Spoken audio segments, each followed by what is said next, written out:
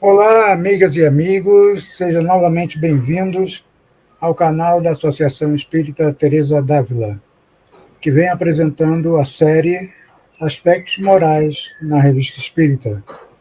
Série esta que tem como objetivo incentivar e divulgar a leitura e o estudo das revistas espíritas publicadas por Allan Kardec entre os anos de 1858 e 1869.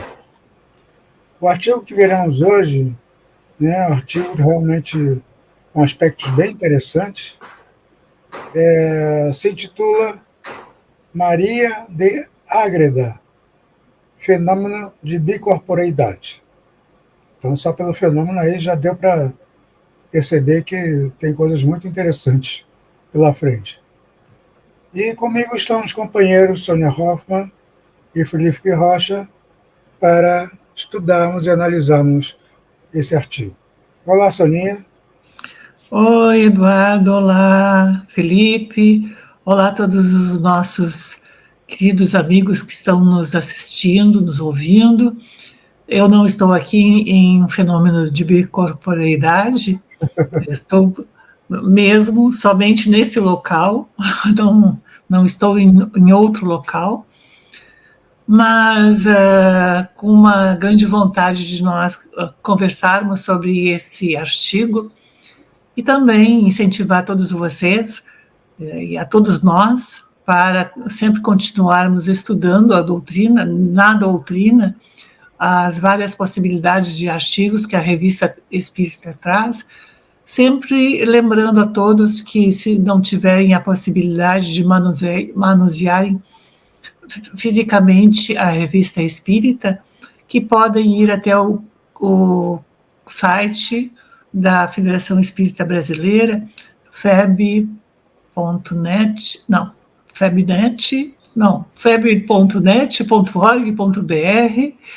e baixarem gratuitamente todas as edições da Revista Espírita e fazer essa leitura, que é tão estimulante e que vai sempre nos levar a desenvolver aquilo que o Allan Kardec trouxe, a fé raciocinada, que é tão importante, não é, Felipe?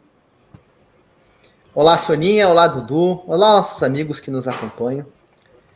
Como bem a Sônia e o Dudu já falaram, né, esse artigo é muito interessante, muito bacana. Mais um artigo que está nos trazendo aí informações, né, anteriores ao Espiritismo, que o Kardec utilizou para formular suas perguntas, para formular os seus raciocínios, e um artigo que colabora, né, em um monte de fatores, um monte de análises que o Kardec fez depois, e que já fazia o padre que estava verificando, né, estava verificando o caso que nós vamos relatar, pois é um caso de dentro da igreja, é um caso registrado na igreja, que foi depois levado para um tribunal mais à frente, né? O Dudu vai comentar para a gente aí. Mas muito interessante o artigo, fica a nossa recomendação de ler, assim como todos os livros todas as revistas, né? A gente tem que aproveitar, né? Aproveitar que tem esse material de graça, um acesso facilitado, né? Liberado para a gente, porque se nós olharmos para a história, o livro é uma ferramenta que ficou na mão de quem tinha poder, de quem tinha dinheiro, de quem tinha mais conhecimento por longos períodos, né? Agora está facilitado para a gente, 3, 4 cliques ali, meia dúzia de palavras que a gente digita, a gente está tendo acesso àquele conteúdo maravilhoso. Então, convidamos a todos para que venham conferir conosco, né, mais esse estudo e que leiam também a nossa querida revista. Fazendo uma breve apresentação, né, de Maria de Jesus de Ágreda, ela, né, seu nome original, né, era Maria Coronel e Aranda, né, e nasceu na cidade de Sócia, na região de província, né, de Sócia, na região de Castela, noroeste da Espanha. E ela nasceu de uma família nobre, e aos 12 anos ela começou a manifestar a intenção de ser uma religiosa, de entrar para o convento. Só que ela não conseguiu entrar para o convento mais perto, né, da cidade dela. Então, o que a mãe dela fez? Transformou a casa dela num convento. E é muito interessante porque, além da mãe e da irmã, né, se dedicarem também a Ingressarem no vida convento, não é? religiosa, o pai e os irmãos dela resolveram entrar para a primeira ordem franciscana, né, na época. Ou seja, ficou toda uma família de religiosos. E aos 20 anos, então, Maria Coronel e Aranda adotou esse nome, né, de Maria de Jesus. E depois ficou conhecida como Maria de Jesus Ágreda, ou Maria de Jesus de Ágreda, por causa da localidade, né, onde ela ficou famosa, até pelos seus fenômenos de êxtase, de bilocação ou bicorporeidade, né, que nós vamos falar mais adiante. E muito interessante também que o artigo vai abordando os registros. Então, o próprio artigo da Revista Espírita aborda como extremamente importante a questão de ela, por bilocação, ela se transportar até o Novo México, que era a região do Texas, naquela época, e fazer a catequização dos índios. Então, ela ficou lá por um tempo, ela ia até, sem sair, porque nós temos que a bicorporeidade é estar em 2 lugares ao mesmo tempo. Então, ela, estando na Espanha, não tendo saído do convento, há registros, não é, de que ela não tinha saído absolutamente do convento, ela esteve entre os índios no Novo México, fazendo esse processo de catequização por quase 11 anos. E muito interessante que ela não somente se fazia entender pelos índios, como ela entendia tudo aquilo que os índios estavam colocando para ela. Então, há uma série de questões muito, muito importantes e hipóteses que podem ser levantadas e todo esse trabalho. E nós trouxemos justamente esse artigo para cá, muito mais do que para conversar sobre as questões científicas de um fenômeno de êxtase e de bilocação, falar sobre esse aspecto moral da grande importância de ela estar preocupada com levar a palavra do Cristo e o Evangelho àqueles povos ou aquele grupo que estava muito necessitado. Tanto é que, logo em seguida, também no artigo da Revista Espírita, vai relatando que assim que ela fazia uma evolução no seu processo de catequização, ela convidava os índios para fazerem o seu batismo com os franciscanos. Mas os franciscanos não tinham uma interação com ela. Ela, por uma questão de dupla vista, ela via a distância onde eles se localizavam. Enfim, ela tinha uma série de possibilidades, né? Essa abadesa, que depois ela se tornou abadesa no convento, ela tinha uma série de possibilidades, a levitação, a êxtase, bicorporeidade, também esse processo de se fazer entendida, de fazer a compreensão, e também uma questão de uma dupla vista. Isso são, assim, muito interessante, isso tudo é muito interessante, e nós vínhamos conversando, não é, Felipe, o quanto foi importante que isso tudo aconteceu dentro da Igreja Católica e depois foi trazido para dentro do Espiritismo, não é? Sônia, esse artigo é extremamente rico, né? A gente poderia passar 20 horas aqui, um dia inteiro falando dele, de tantas nuances que ele tem, de tantos pontos, né, de tantos prismas que a gente pode observar ele. Mas um deles muito interessante, sem dúvida, é a elevação deste espírito, né, que veio com essa missão, sem sombra de dúvida, dotado de várias características mediúnicas, né, que possibilitavam a ela expandir esses dons que ela tinha. No Evangelho de Marcos, capítulo 16, versículo 15, ele põe assim, né? E ele disse-lhes: ide por todo o mundo e pregai o evangelho a toda criatura. Isso é um outro ponto que eu acho muito interessante desse artigo.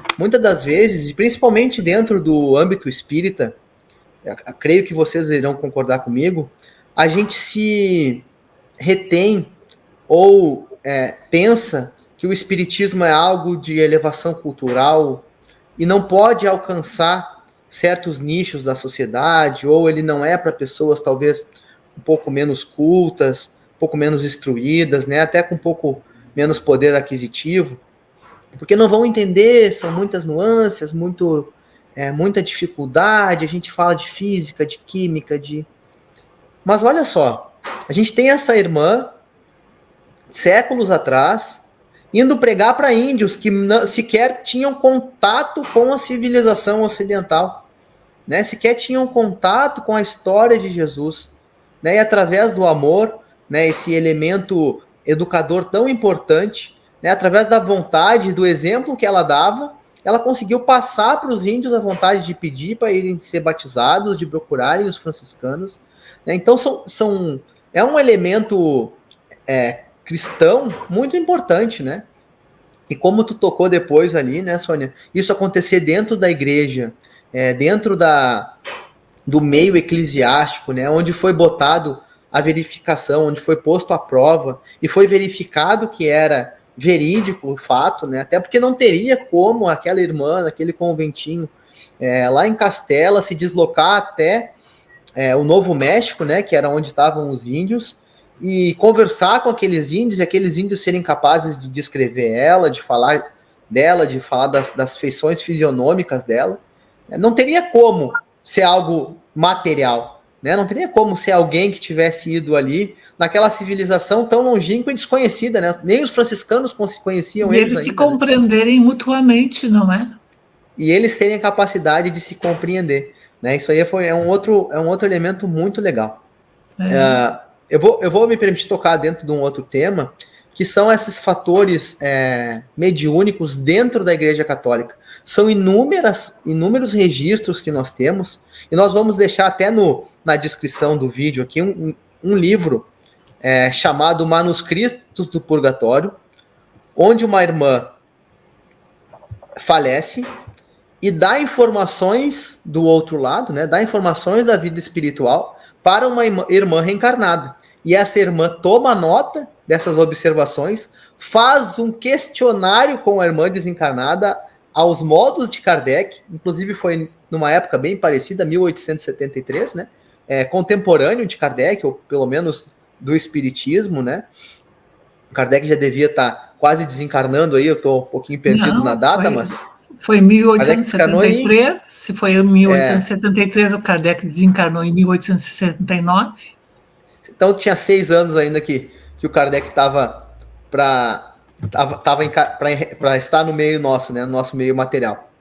Mas então, acontecendo isso dentro da igreja, sendo registrado e posteriormente sendo publicado aí numa revista de São Paulo, né, Revistas Paulinas, e sendo publicado na Espanha também. Então a gente tem muito elemento católico também, a gente tem registro, né? Com certeza essas coisas aconteceram em vários outros lugares, em várias outras culturas, né? Mas é interessante que na igreja a gente tem um registro e uma análise eclesiástica, né? Uma análise de um padre, uma análise de alguém entendido no assunto. Então são muitos elementos desse estudo, né? Que a gente pode estar observando vários fatores aí legais, ricos da gente estudar. Não é isso, Dudu? É interessante que esse fenômeno, né, no século XVII, da Maria de Jesus de Ágreda, chegou até ao Tribunal da Inquisição.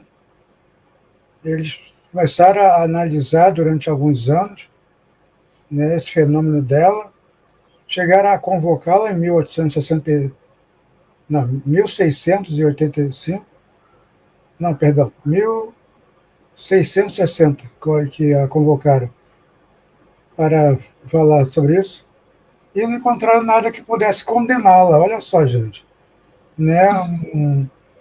Um fenômeno que ela tinha, que só trazia o bem, né? Que levava o cristianismo através do evangelho, né? Para povos de outro continente, e queriam encontrar alguma coisa de errado para poder condená-la.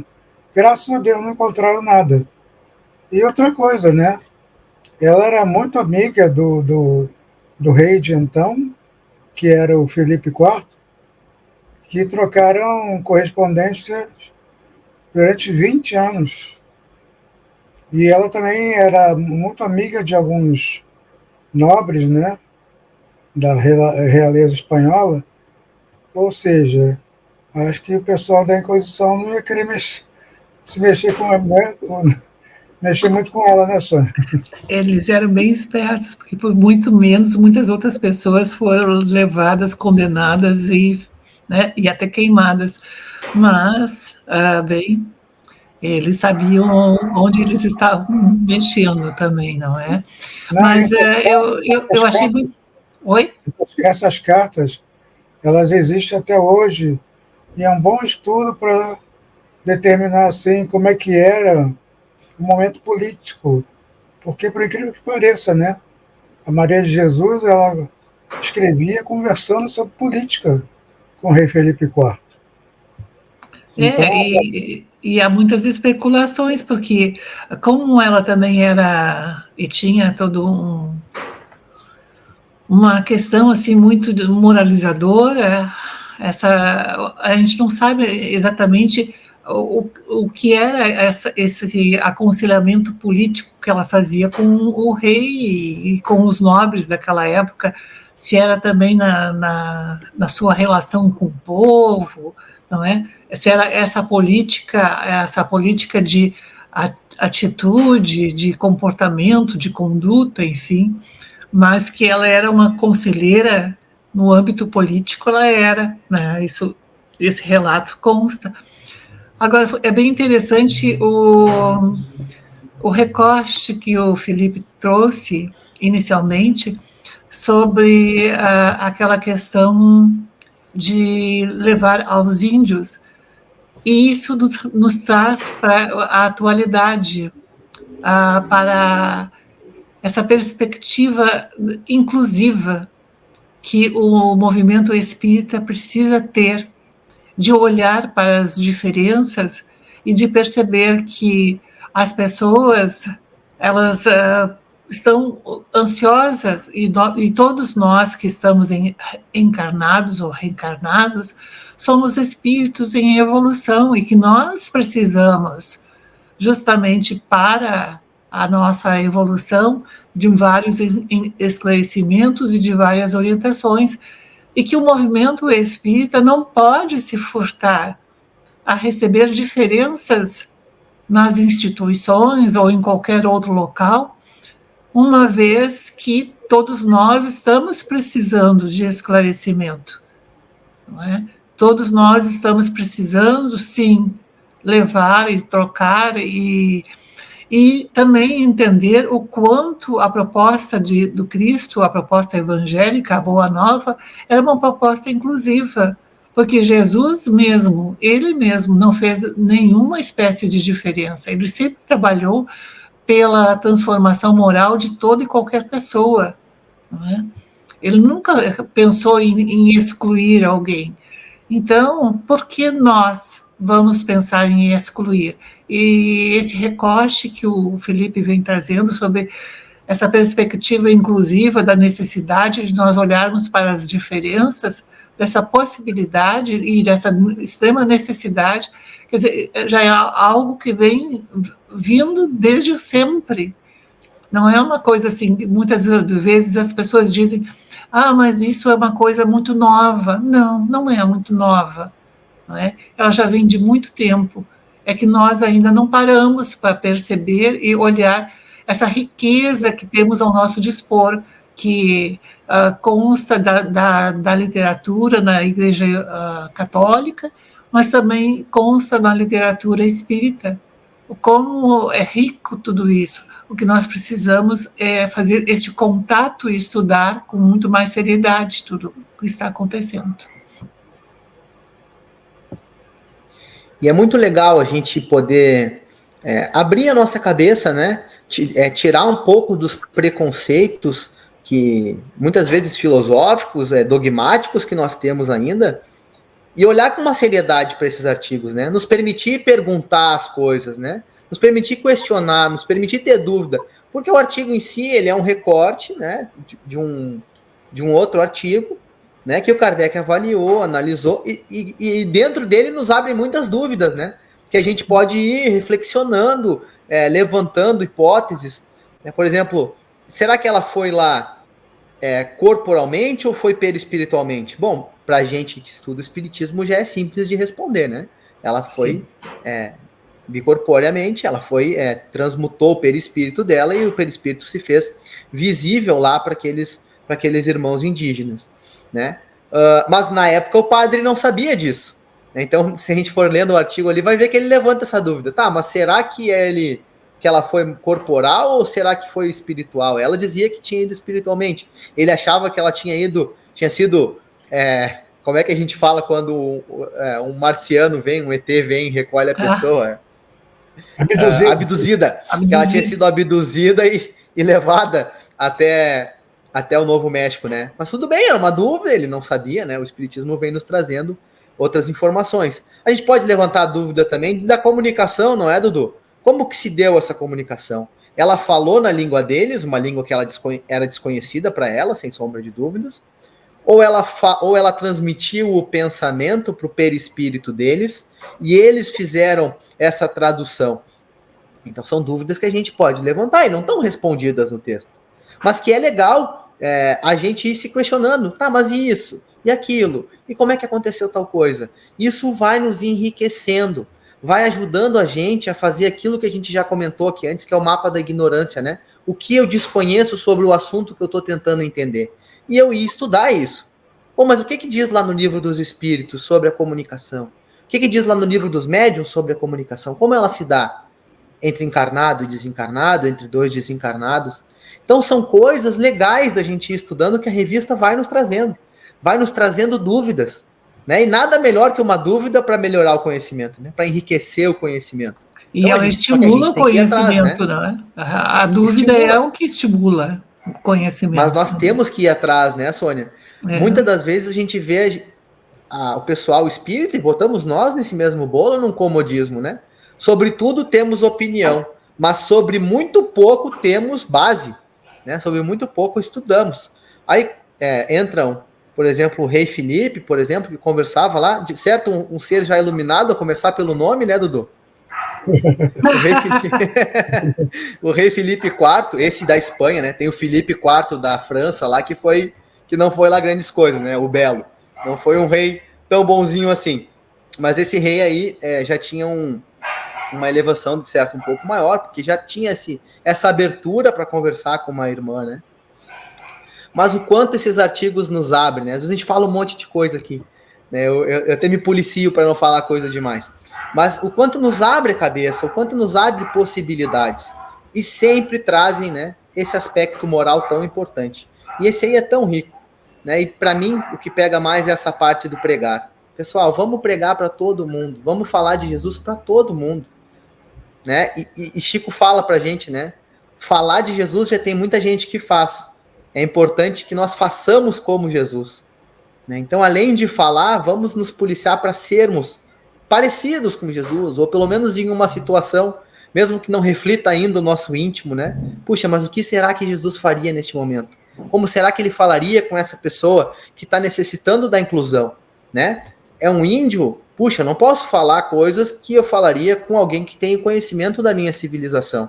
eu tenho que arrumar outros elementos, outras coisas com que eles conheçam, falar a língua deles. Assim a gente faz quando a gente se comunica com as crianças também, né? Ou como se comunica com alguém de uma classe social diferente, com alguém com uma dificuldade ou uma necessidade diferente, né? Para que a gente vá com alguém de outro meio, de outra cultura, né? Um europeu, um americano, um latino-americano, um argentino, um português, um uruguaio. Cada um vai ter uma cultura, vai ter um alcance.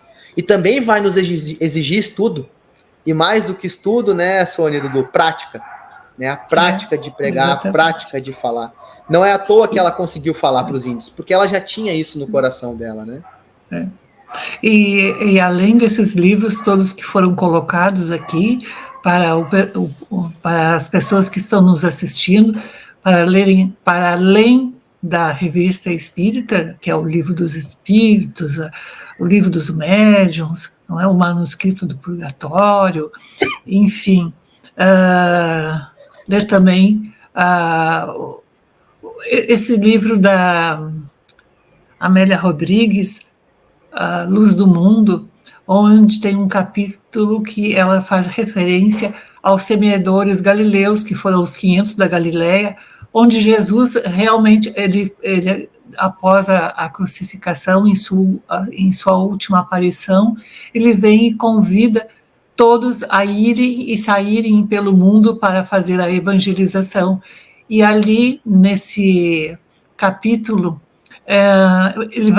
ela vai relatando como ele vinha dizendo e o que ele vinha dizendo para ser feito.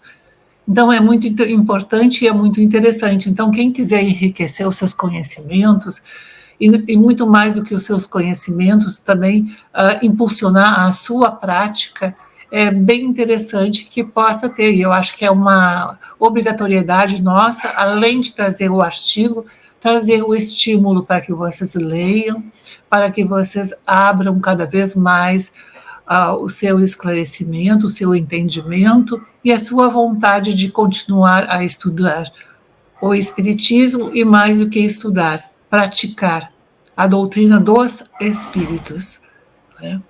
E não ficar naquela zona de comunidade, naquela zona de exclusão, naquela zona de preconceito, de estigmas. Não, vamos refazer os nossos propósitos e nos organizar e aproveitar melhor a nossa reencarnação. Bom, duas informações para complementar a biografia de Maria de Jesus. Uma é que ela também escreveu um livro intitulado Idade Mística de Deus, onde ela conta a conversa que ela teve com Maria Santíssima, falando sobre a vida dela até os 15 anos, dos 15 anos até a morte de Jesus, e depois a continuação da vida dela, né, que foi morar com João, evangelista, até a sua desencarnação. Foi por um processo de êxtase, não é? Que é uma outra questão que ela também vinha apresentando, que também é muito importante, não é? Exato. E ela não quis publicar esse livro em vida por receio da Inquisição implicar com ele, né? Então o livro foi publicado anos depois, mas também, mesmo assim, criou polêmica, mas foi um livro que depois foi muito aceito e muito lido, né, na época que foi lançado. E a outra informação é que o corpo, né, de Maria de Jesus, mesmo depois de mais de 400 anos, ele continua incorrupto, ou seja, ele continua íntegro lá no convento de Ágreda.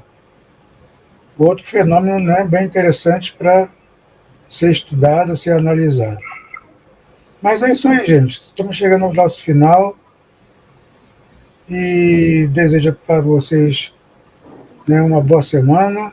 Continuem com a gente, compartilhando nossos vídeos, dando seu joinha, seu ok. e fazendo lá a sua inscrição no nosso canal, onde existem outros vídeos bastante interessantes também. Um abraço a todos, pessoal.